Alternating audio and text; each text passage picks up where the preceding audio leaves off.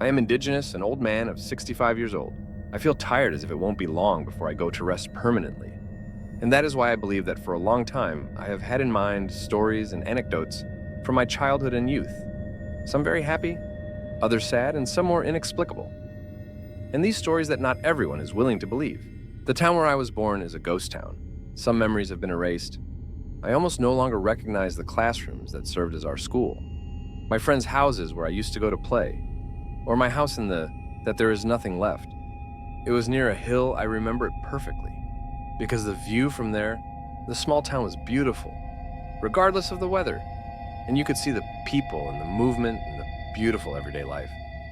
Perhaps because of that location, we ended up finding out everything. And so it was that one November afternoon, we found people running everywhere, approaching the small square in the center of town.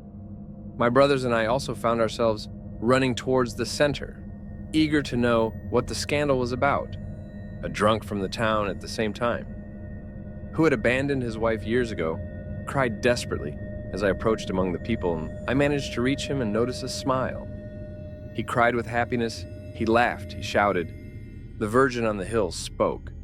He said, the people gave themselves up to believing what they heard, even if he came. Of a drunk with an overwhelming need to feel that something good was finally happening to us. We were a very poor town. The government did not help us, and agriculture had forgotten about us. That drunk was the most popular person of his day. Every day someone found him, invited him to eat. His house was filled with gifts and food. He always went at night to look for the Virgin of the hill, to pray to her and make his prayers. Suddenly, we never saw him again. And months later, people saw him on the street, drunk, talking to himself. We ignored him and stopped talking to him. And he ended up as a homeless person. At that time, we did not know why it ended like this. One day, the priest from the town neighboring our church heard about the rumor of the appearance of the Virgin. And the news was so strong that even the bishop arrived. But he arrived with an almost incredulous attitude. Mocking us, we do not lie. The people of the town told him what happened to that person who ended up homeless, and his face changed when someone described the apparition. What the homeless man had said was a virgin floating in the night, without lights around, without shine. A virgin in black. The father left the town as quickly as he came, but this time, accusing us of heresy instead of mocking us. He promised not to have a church there in the town again because we didn't deserve it. One afternoon, I saw people gathering again as soon as there was. A month had passed since the Virgin had appeared to the homeless man. And this time, someone had found his body, several days dead, eaten from his chest as if a wild animal had bitten off all his organs. The police officer had to ask for help from a man with a truck to be able to take the body to the municipal seat. People began to talk again about the Virgin in black, but this time with fear. Understanding that what we saw was not an angelic vision, it saddened us to see that this black entity took the form of the Virgin Mother of God, someone we loved with all our hearts to come and torment us. From time to time, the Virgin in black would appear in the town and people would get scared. And when that happened, we would lock ourselves in the houses and go to sleep early. Those people who saw that entity in black floating in the shape of a virgin would disappear. The first one. When I saw her, I was about 8 or 9 years old. We had gone far away for some errands that my mother needed. My brother, his friends, and I were walking back, and a few minutes after arriving at the town, a buzzing noise caught our attention like an animal, or something like that. We didn't know what it was, but we started looking around, attracted without being able to understand. Well, I don't know when the buzzing became a person.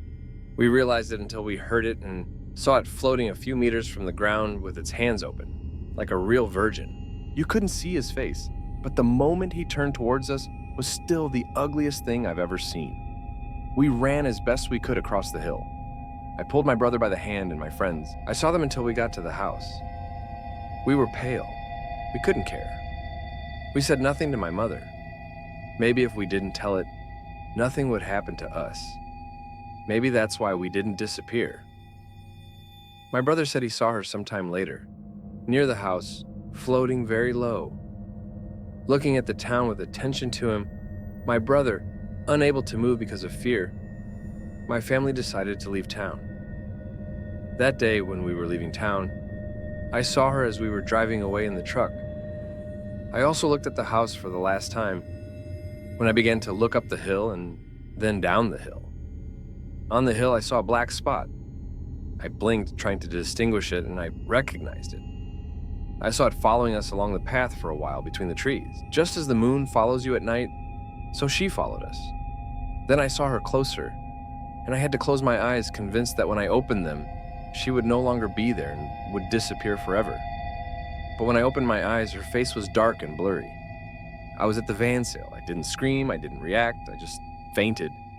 My parents thought I fell asleep because of tiredness. But now you know what happened to me. The town, as I told you, has long been abandoned. The deteriorated things. What I'm telling you is what I remember. Maybe I was missing details, but I haven't invented anything.